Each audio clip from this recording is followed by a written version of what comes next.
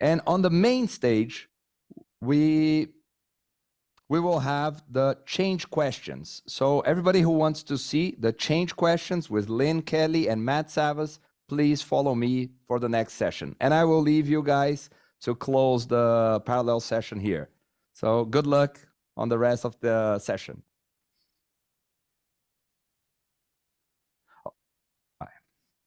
Hello, Matt.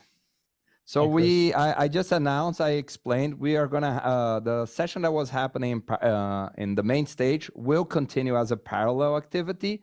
So they will continue there as a panel, a discussion. But now we are here in the official main stage, the change questions with Matt Savas and Lynn Kelly. So Matt, I leave the stage for you. Thanks, Chris. And excited here to introduce our next speaker, Dr. Lynn Kelly. Lynn is a distinguished professional with extensive experience in engineering, supply chain, and quality across sectors like healthcare, academia, and manufacturing. She retired from Union Pacific Railroad in 2018, where she led innovation and operations. And now she advises at BBH Capital Partners. Previously, she held leadership roles at Textron and was an executive at Doctors Hospital in Detroit. And she is the author of a new book, which she's going to be talking about today, called Change Questions, a playbook for effective and lasting organizational change. Lynn, I'll turn it over to you. Thank you, Matt. It's so nice to be here. And just excited to talk about change questions. Many of you, since this is LEI, know about John Shook. This was written with John.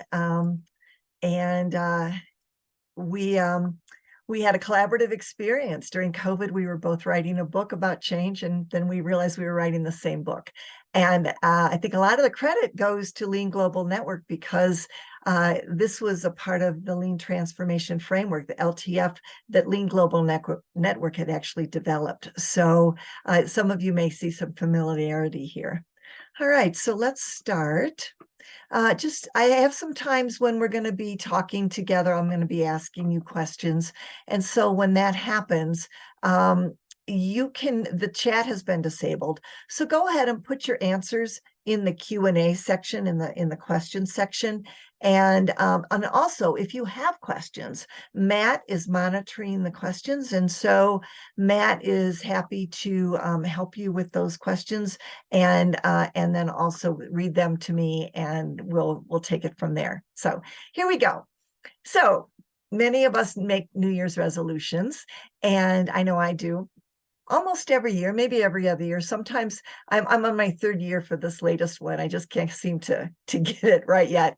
But my question to you is, and you can put your answers in the chat, what percentage of people actually keep their New Year's resolutions? Go ahead and put them in there, and let's have Matt read some of the answers out to us. I said 30%, Lynn. That was my best guess. Yours was 30. Oh, you are an optimist. You're right. Everybody's saying 10, 40. Danielle's okay, 10, 20. Okay. Yeah. I'm an optimist. Yeah, they're pretty right on those 10s. So some studies say 9%. One big study says 9, and another big study says 12. There have been a few that say a few more, but anyway, it's very rare. In fact, within the first week, 26% of people have given up, and in the first month, 48%. So it is a tough thing to do. So let's talk about something. Maybe when we think, well, personal change, this is something you save up for all year. It's probably a big deal thing. It's probably harder than most things. What happens if you do something like make a resolution the night before? I'm going to change something in the morning, like this. This is Clocky. Some of you may have Clocky. You can tell what Clocky does. When you want to get up, you set your alarm, you set the clock by your bed, and when the alarm goes off, Clocky takes off, and you have to chase it. And you hopefully, by the time you chase it, will wake up. Although I did talk to one user who said, yeah, it works, but she then hits the snooze and goes back to sleep, and she does it again. And by the third time of chasing Clocky, she's awake. But okay, so that's just telling us how hard change is. So personal change is incredibly hard. We all know that, and we have now stats to prove it. But what about organizational change? I would think, and I bet you do too, that organizational change, people don't have as much in it. Like, if they're not as invested. When you change something personal, you care. But if an organization's rolling down a change or your department leader, you may not care at all. So then that leads to our next question. What percentage of organizational change fails? So go ahead and let's have Matt read us some answers. Yeah, I'm going to be more pessimistic. I said 95% here. Oh, now I'm going I to call feel you a better about pessimist. that. Well, I have more. I have, You, I I usually do know. my New Year's resolution, so I feel good about this. 90%, Oh, good for you. 80%, 92%. That's an interesting number. Looks like high 90s here, Lynn. Yeah, Jennifer says okay. 65%. Jennifer's an optimist. Okay, Jennifer. Yeah. So this is the deal. Most of the studies that were done early on said 70% failed. And a lot of people said, are you kidding me? It's how do you define failure? But it turns out, when people replicated it and defined failure different ways, the number was still like, McKinsey did one, it was 70. IBM did one, it was 63%. Then there was another study, the highest, the least amount of failure percentage I've ever seen in a study is 56%. So I think we can safely say 50% or more of all organizational change fails, which means that we really have to think about change. When we're implementing lean or anything, we have to think about change. So one of the things that I think is important is to know, when could we detect failure? What's the earliest time? Again, I'm going to ask you to throw out answers. So let's say you implement a change. Within how many days, weeks, months, when can you start to detect if that change will fail? There's been at least one study on this, and this has been helpful for me in my work, being able to know when to detect failure. So Matt, what do we got here? I said 2 months. Daniel says the first month. Somebody says 1 day. I hardly think 1 day, but soon, I guess. Okay, well, Daniel time. got it right. It's 1 month. So within the first month, that is what the study said. So maybe it's the first day, but sometime within the first month, what their study showed, this one particular study, which was published in Forbes, shows that there's a differentiation. The organizations that will go ahead and succeed and sustain start moving away within that first month from the ones that would fail. And the signs of failure are there for the asking. So that tells us a lot about, if we want our change to succeed and to sustain, we will need to be getting feedback, and we'll need to evaluate within the first month how we doing.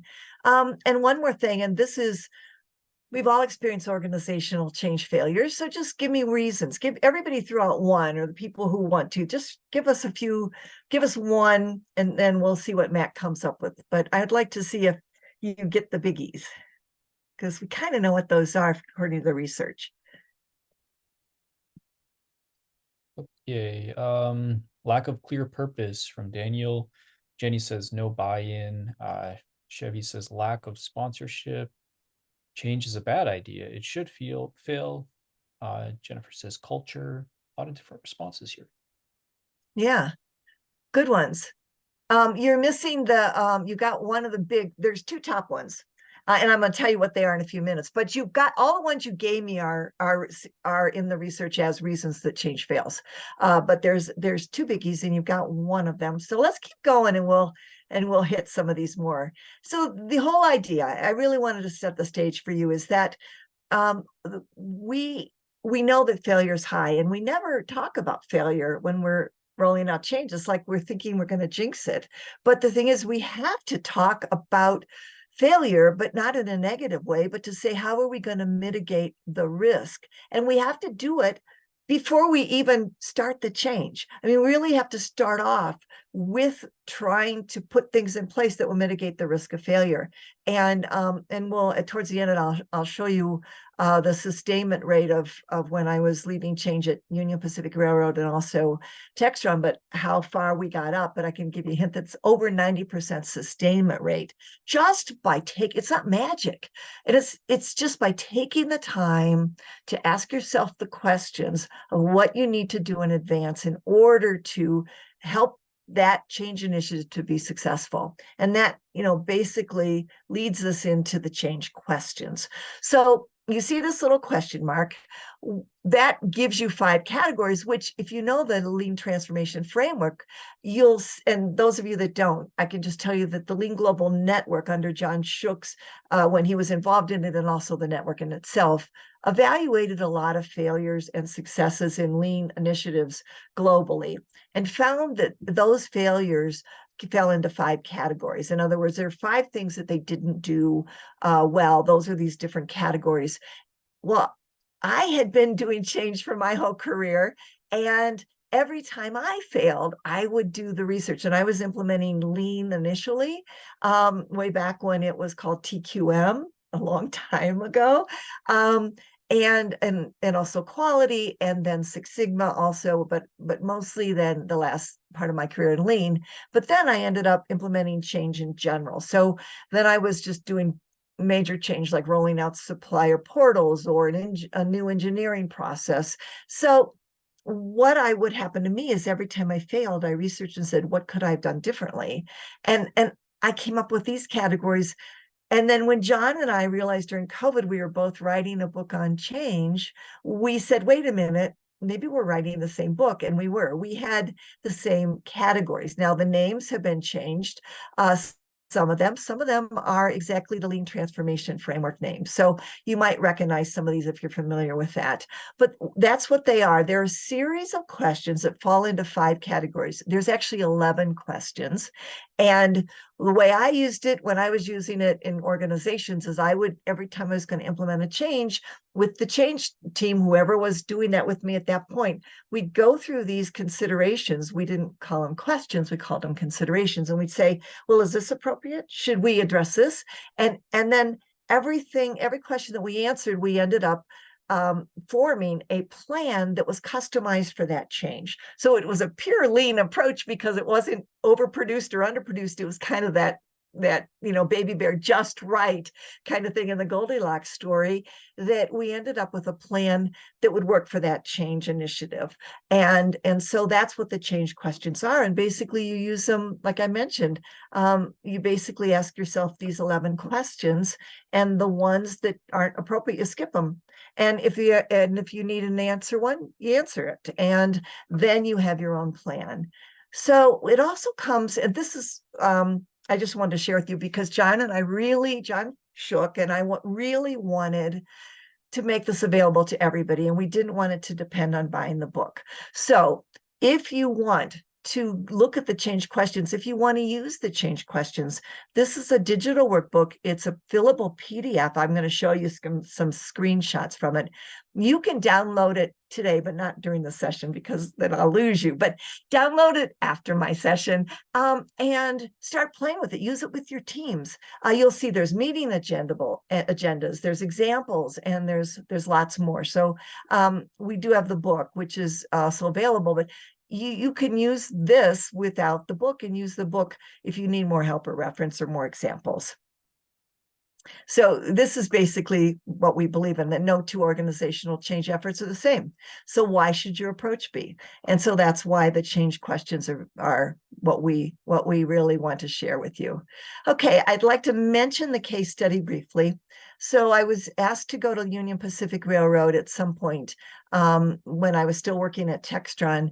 And so they wanted me to think about what Lean would look like on the railroad. And this is the definition of Lean that sometimes when I'm talking about this case study, they don't know what Lean is. In fact, when I went to Union Pacific, nobody knew what Lean was. They're going, you're going to do what? What are you going to do? But then this is the way they defined Lean. As you can see the definition here. As you read it, you can see it resonates with many of the things we know to be Lean. And the abbreviation for Union Pacific is UP, so they called it UP Way. And the case study is an 8-year journey of implementing Lean at Union Pacific Railroad. And so throughout the book and throughout the digital workbook, there are examples from this Lean initiative. There's not a lot of background in the digital workbook because it's only 50 pages and the book is 250. So for the background, you would want to read the book, but you don't need to buy the book if you can just answer the questions. A lot of it's self-evident. Okay, so here's the first change question. We're not going to go through all 11. In fact, I'm only going to go through just a few for you today, but I want to set the stage on kind of what they look like. So we start with, I think many of you this will resonate with, what is the situational problem we want to solve with the change initiative? And that's going to give us the purpose statement. Well, and you may think, some of you, I thought initially, why do we need a purpose? Well, let's talk about purpose. This is a toddler. And when kids are toddlers, they're known for different things at different times. We spent Thanksgiving with my grandson, and this is a little boy who never cried, was happy all day long. And now he's 2, and he spent the whole Thanksgiving crying, just everything, no, and then cried. So 2-year-olds are known for crying, terrible 2s. 3-year-olds, think about it. I'm not going to ask you to fill it in, to tell me what you think at 3-year-olds, but most of you, if you've been around a 3-year-old, know they ask why. In fact, the average 3-year-old asks why 8 times a day. And they do that because they're trying to understand what they're seeing and experiencing. So this is a need that these 3-year-olds have as they see the world. Why? Why is this happening? Why is that? And we may think, well, maybe that goes away as they get older. But this is a study that I stumbled on. I love. It was done by PwC, and it looked at purpose in the workplace.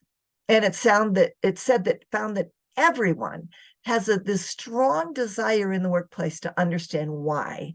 And in fact, just if you want to know which group has the strongest need, it's millennials have the strongest need to understand why of any of the groups in the workplace. So this is a powerful internal need that we have. And the PwC study was only looking at purpose as it related to daily work. Think about if we're asking people to change.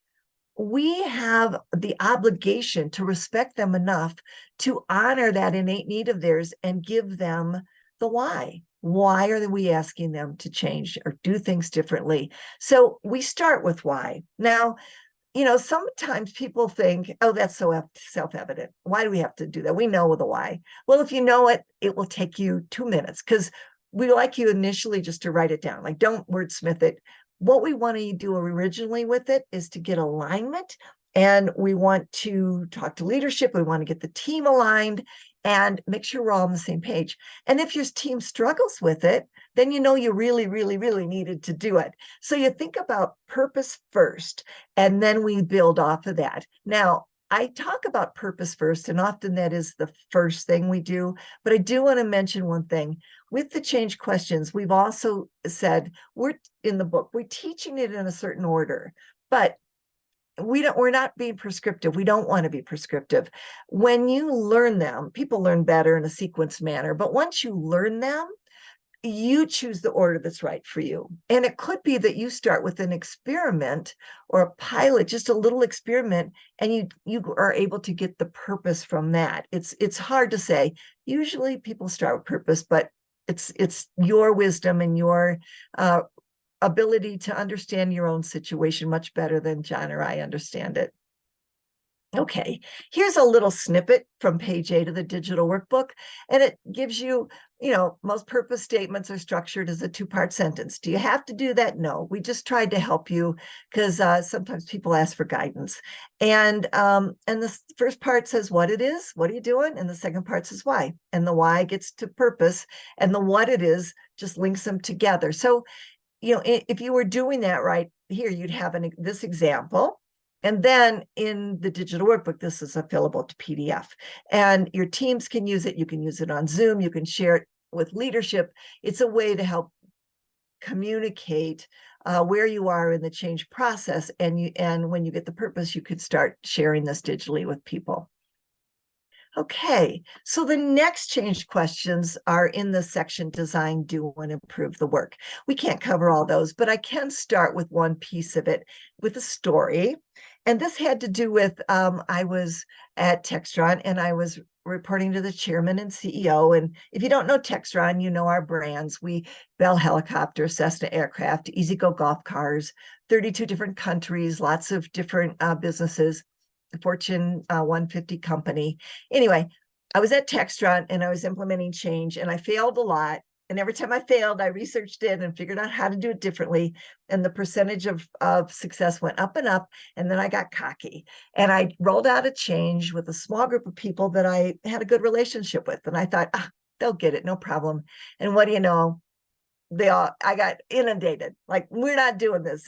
And I thought, what in the heck? These people, it's a small group. They know me. It's not 32,000 employees. It was only 250. How can this happen? And I started researching and I read a study. And then that weekend, and this is true story, that weekend I was with a friend at Martha's Vineyard. This is not from there, but it's a photo similar. And we were walking along the path in the grassy area, and there's a beach below. And as I'm looking at the beach, we're seeing these people, walkers going around and around the beach, and they were like seemingly not stopping anywhere till they got to the far end. They came in one end, stopped at the other end, and suddenly two runners went right in and swam really fast. And I said to my friend, what, that whole deserted beach wasn't good enough? And she said, nope, there's a riptide.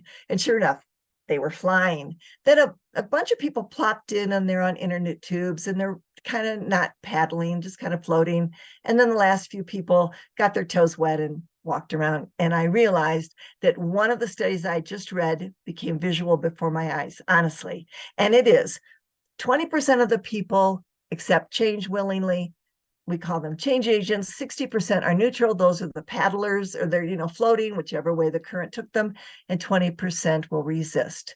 And when we roll out to everybody at the same time, like I did with this 250 with no prep, who has the loudest voice? The people that resist. Who do we need?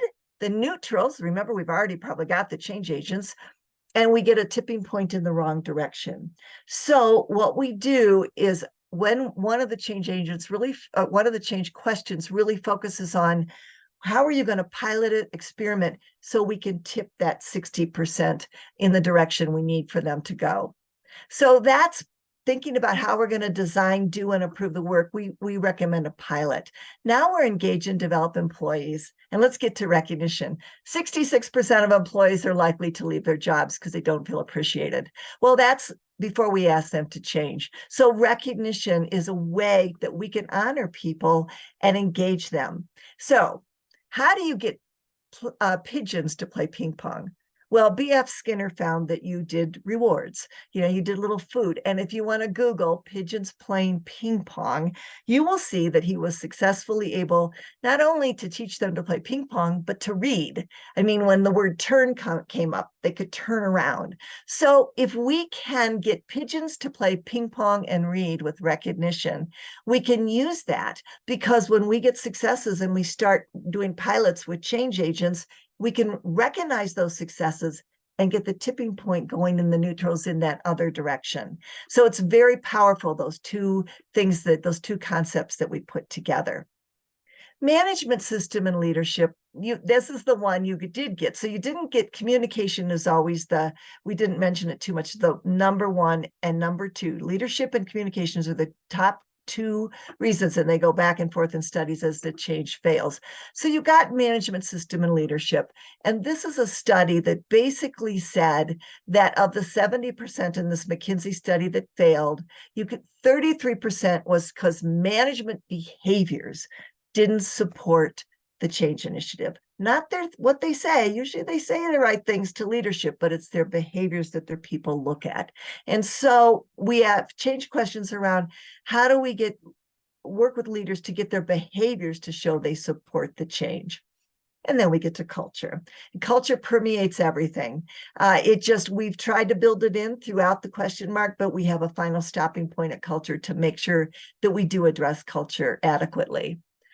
So I just want to mention a word. Once we do all the change questions, we're on the implementation plan, and we put iterative there because we build in feedback loops.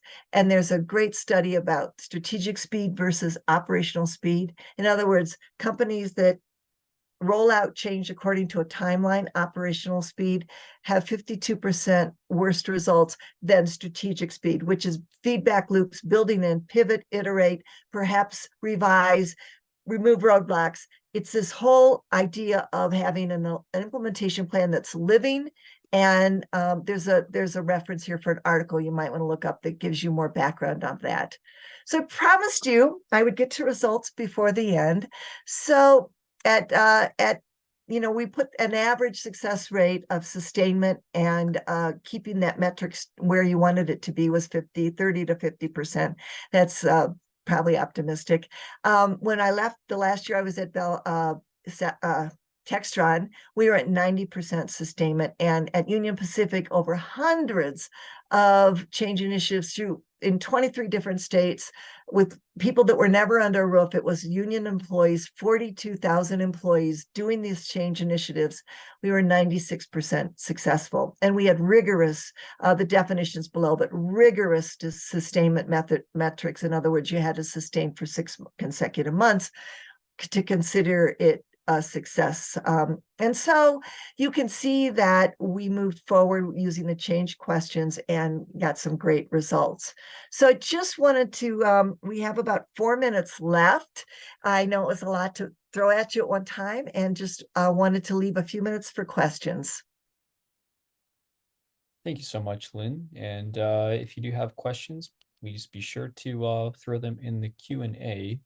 It looks like we have one here from Mohammed, Lynn. It's what if change requires a replacement of a standardized system the organization is currently using, and the change cost a lot that the organization cannot afford? So sort of how do you overcome obstacles, significant shocks? Yeah. So I mean, if you can't afford it and it's a replacement of a full system, then if I were in that situation, I guess what I would do would be to try to put together a real robust risk plan with pros and cons, because ultimately if the system is going to fail or going to, you'd fall further behind your competition or whatever, you have to be able to show data.